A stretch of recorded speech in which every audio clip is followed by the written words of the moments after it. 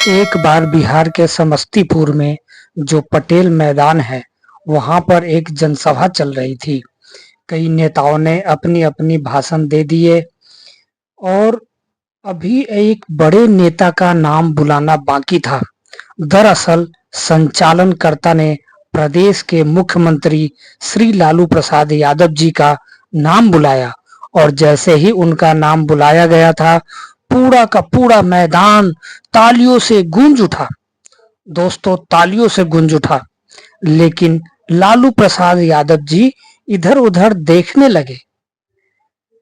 लोग समझ नहीं पा रहे थे कि लालू जी का नाम बुलाया गया है और वो मंच पर न आकर इधर-उधर देख रहे हैं। क्यों देख रहे हैं?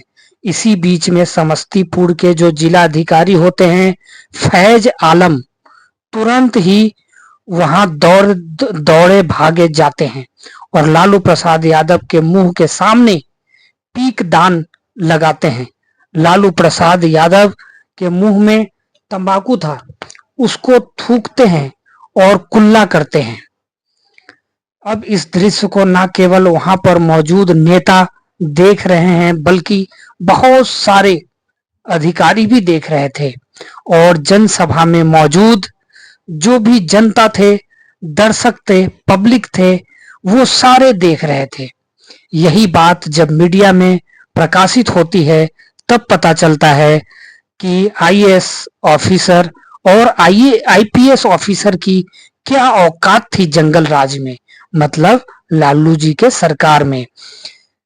इस दौर की कई कहानियां चर्चित होती हैं, लेकिन आज जो मैं कहानी आपको सुनाने जा रहा हूं, ये कहानी एक आईएएस अधिकारी की है, जिसकी पत्नी के साथ एक दो नहीं बल्कि 2 साल तक लगातार रेप होता रहा, बलात्कार होता रहा, उसके इज्जत के साथ खिलवाड़ होता रहा। जब ये बात मीडिया के माध्यम से लोगों को पता चली, तो यह बात आज भी सोशल मीडिया पर इस कदर तैरती है कि लोगों को लगता है कि वाकई लालू प्रसाद यादव का जो राज था, वो राज नहीं, जंगल राज था। दोस्तों, ये कहानी उसी समय की है।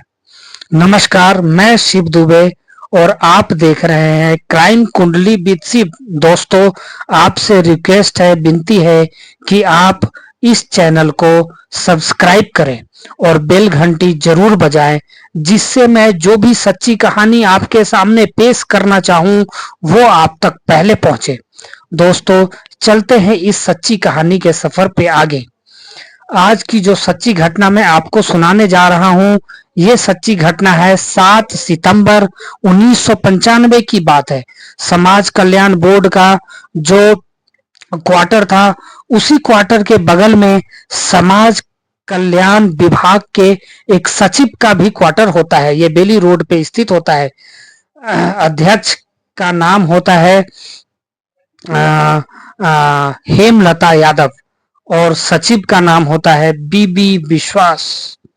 दोस्तों, एक दिन अध्यक्ष के घर से, क्योंकि दोनों का क्वार्टर बिल्कुल सटा हुआ था, दोनों आपस में पड़ोसी थे, तो अध्यक्ष के घर से एक फोन बीबी विश्वास जो आईएएस होते हैं, जो समाज कल्याण विभाग के सचिव होते हैं, उनके घर पे अध्यक्ष हेमलता यादव का फोन आता है।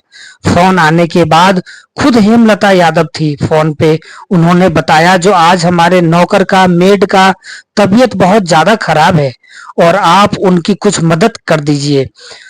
तो जो आईएएस ऑफिसर है, उनकी जो पत्नी है, जिसका नाम होता है चंपा विश्वास, उम्र लगभग 30 साल के आसपास होती है। वह जैसे ही ये सूचना मिलती है, सूचना मिलने के बाद वो पड़ोसी होने के नाते पड़ोस वाले घर में, मतलब विधायक हेमलता यादव के घर पहुंच जाती है। अब विधायक हेमलता का यह क्वार्टर होता है और जैसे ही वो अंदर में जाती हैं, अंदर जाने के बाद बताया जाता है कि कमरे के अंदर वो नौकर लेटा हुआ है, इसकी तबीयत खराब है। जैसे ही वो कमरे के अंदर पहुंचती है, आईएएस अधिकारी की पत्नी चिंता विश्वास, सॉरी चंपा विश्वास, उसके बाद तुरंत ही दरवाजा उस कमरे का बंद हो जाता है। दोस्तों यहाँ पे थोड़ा सा ध्यान दीजिएगा। अब यहाँ पे जो नौकर सोया हुआ था वो नौकर नहीं था, वो विधायक का बेटा था, हेमलता यादव का बेटा, जिसका नाम बबलू उर्फ मृत्युंजय यादव होता है, वो अंदर मौजूद था दोस्तों। और उसने उसे महिला को बुरी नियत से पकड़ लिया। मतलब आईएएस की वाइफ जो चंपा विश्वास गई थी एक नौकर को बचाने, नौकर को देखने, वो नौकर नहीं विधायक का बेटा था, और उसने चंपा विश्वास को दबोच लिया और उसके साथ बहुत जोर जबरदस्ती करने लगा, छेड़ने लगा और धीरे धीरे उसके कपड़े उतारने लगे। चंपा विश्वास रोती रही, बिलखती रही, चिल्लाती रही, बचाने की गुहार लगाती रही, लेकिन किसी ने भी नहीं बचाया। वो बबलू उस चंपा विश्वास के इज्जत से खेलने लगा। मैडम ने बचने की तमाम कोशिश की लेकिन वो नाकाम रहा। अच्छा, जो बबलू था उसका उम्र 27 साल के आसपास होता है। उसे आईएएस की अधिकारी की पत्नी को उसके साथ वो बलात्कार जैसी घटना को अंजाम दे देता है दोस्तों। और जैसे ही वो इस घटना को अंजाम देता है, दरवाजा खुलता है। उसके बाद ये महिला जब यहाँ से जाने की फिराक में थी, जाने की कोशिश कर रही थी, तो जाते जाते बाहर जो उसने देखा तो उसके पैरों तले जमीन खिसक गए। उसने देखा जो कई और नेता बाहर बैठे हुए हैं, साथ ही विधायक भी बाहर बैठी हुई है, हेमलता यादव। इस लड़के की माँ को भी पता चल था जो अंदर क्या हो रहा था, और वो चंपा विश्वास को धमकाते हुए कहती है, जो देखो जो अंदर हुआ, चार दीवारी के अंदर हुआ, वो अंदर ही कैद रहने दो। वो बात किसी को तुम नहीं बताओगी, क्योंकि मुझे पता चला है जो अंदर तुम्हारे कुछ वीडियो बनाए गए हैं और कुछ फोटोग्राफ्स भी लिए गए हैं। अगर तुमने ये किसी को बताने की कोशिश की तो पहले तो उन्होंने घर वालों को मारने की धमकी दी, उसके बाद बताया जो वीडियो और ये फोटो पूरे समाज में, पूरे बिहार में बांट दिए जाएंगे, फिर तुम कहीं मुंह दिखाने के लायक नहीं बचोगी। इधर परिवार को धमकी मिली थी, उधर जो खुद की इज्जत थी वो पूरे बाजार में नीलाम हो चुका था, करने की धमकी भी दी गई थी। अब महिला घबरा जाती है और सीधे अपने क्वार्टर में पहुंच जाती है। समझ नहीं आ रहा था कि आज उसके साथ ऐसा कैसे हो गया।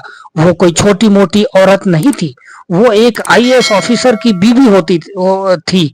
वह जितने भी प्रशासनिक अधिकारी होते हैं, सबसे मजबूत, सबसे ताकतवर पद पर होता है, वो उसकी पत्नी थी। जब ऐसा होता है तो वाकई अपने आप में ये परेशान करने वाली बात थी। इस महिला ने किसी और को कुछ नहीं कहा, लेकिन ये पहली बार नहीं था, ये तो इस श्रृंखला का शुरुआत था, रेप के श्रृंखला का शुरुआत था दोस्तों। अब एक आदत सी बन गई थी उस लड़के का, जिसका नाम मृत्युंजय उर्फ बबलू था। जब भी वो घर आता, जब भी वो घर पे रुकता विधायक के घर पे, तब वो चंपा को बुला लेता था और फिर उसके साथ वही करता था जो उसने पहली बार किया था, बहुत बुरी तरीके से रेप करता था। ये घटना चलता रहा। आईएएस अधिकारी की पत्नी के साथ अपना मुंह काला करता रहा। उसके बाद एक दिन महिला गर्भवती हो जाती है।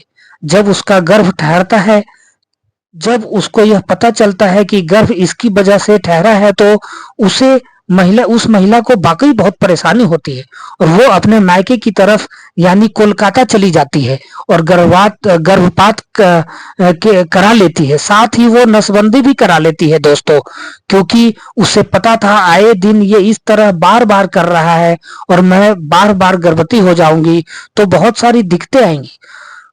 इसलिए वो चंपा विश्वास ने अपना नसबंदी भी करा लिया।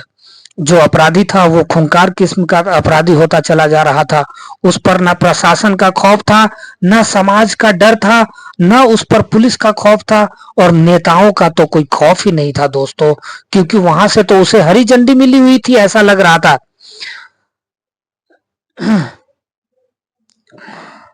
फिर उसके बाद टाइम गुजरता रहता है।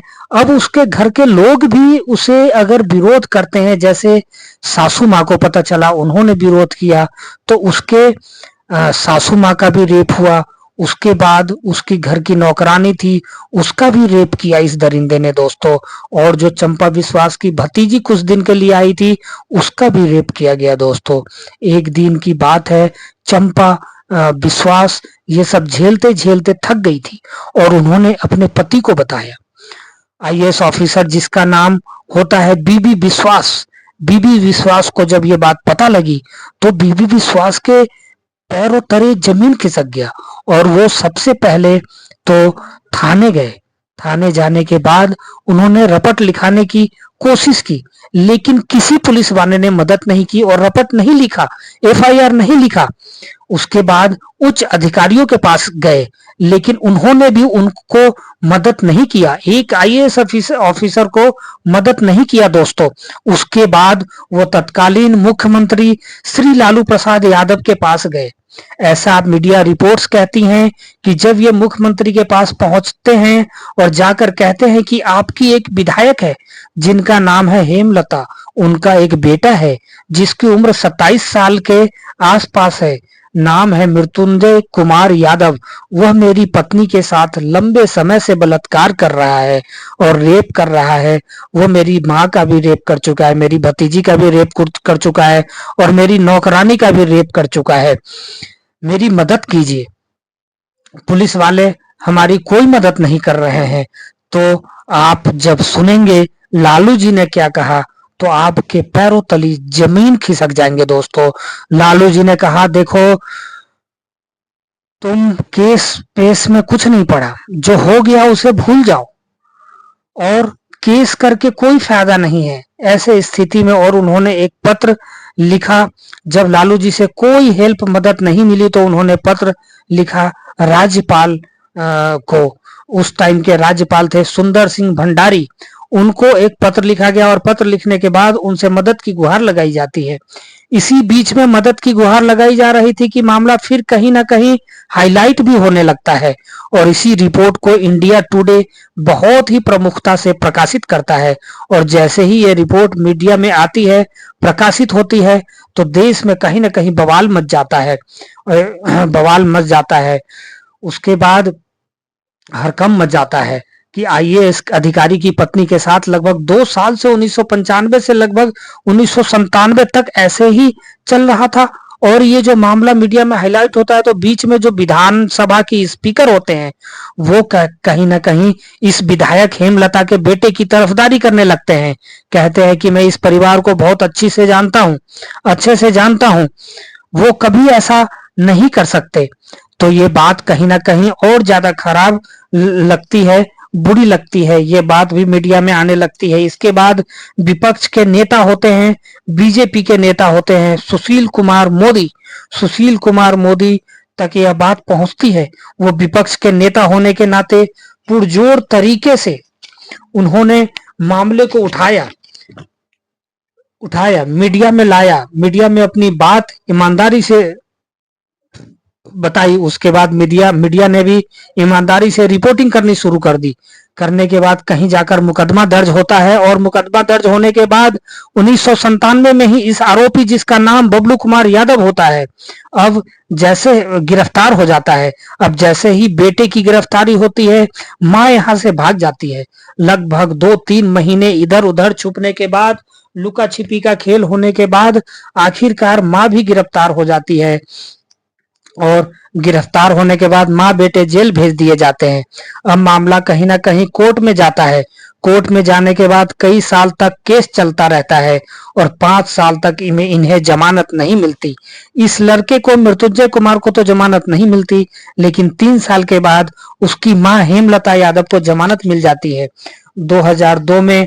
फिर उसके बाद 2002 में लोअर कोर्ट का फैसला आता है और लोअर कोर्ट के फैसले में बताया जाता है कि जो बेटा है मृत्युंजय कुमार यादव, उसको 10 साल की कड़ी सजा सुनाई गई और जो मां है उसको 3 साल की सजा सुनाई गई थी।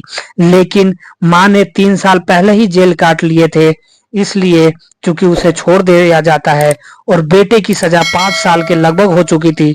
फिर वो जेल चला जाता है और 8 साल के बाद यह मामला फिर हाई कोर्ट में जाता है और हाई कोर्ट में जाने के बाद कहीं ना कहीं पूरा मामला ही पलट जाता है और पलटने के बाद हाई कोर्ट ये दलील देती है कि 2 साल तक आप शांत क्यों रहे, आपने आवाज क्यों नहीं उठाई, आपने गर्भपात क्यों करा लिया, आपको गर्भपात नहीं कराना चाहिए था। इसलिए ये मामला जो है कहीं ना कहीं खत्म हो जाता है और उसके बाद बीबी विश्वास दिल्ली आ जाते हैं, दिल्ली रहने लग जाते हैं। लेकिन यहाँ पे उनके ऊपर से मुकदमा हटाने का सारा प्रेशर रहता है। उसके बाद बिहार और झारखंड का बंटवारा होता है। बंटवारा होने के बाद बीबी त्यागी झारखंड कैडर से थे तो वो झारखंड चले गए। झारखंड में फिर उन कुछ दिनों के बाद किसी बीमारी के कारण उनकी मौत हो जाती है और मौत के बाद जो चंपा विश्वास होती है वो कहीं ना कहीं अपना बंगाल चली जाती है, जहाँ की वो रहती हैं और वहां पे गुमनामी की जिंदगी बिता रही होती हैं। दोस्तों, ये कहानी सुनाने का मतलब मेरा किसी को ठेस पहुंचाना नहीं था, सिर्फ आपको जागरूक करना था। दोस्तों, ये कहानी कैसी लगी जरूर बताइएगा और दोस्तों फिर से वही रिक्वेस्ट, जो आप इस चैनल को सब्सक्राइब जरूर करिए और बेल घंटी जरूर बताइए, जिससे मैं कोई भी सच्ची कहानी आपके सामने पेश करूं तो आप तक पहले पहुंचे। दोस्तों नमस्कार, जय हिंद, जय भारत। मिलते हैं दूसरी सच्ची कहानी के साथ, तब तक के लिए जय हिंद।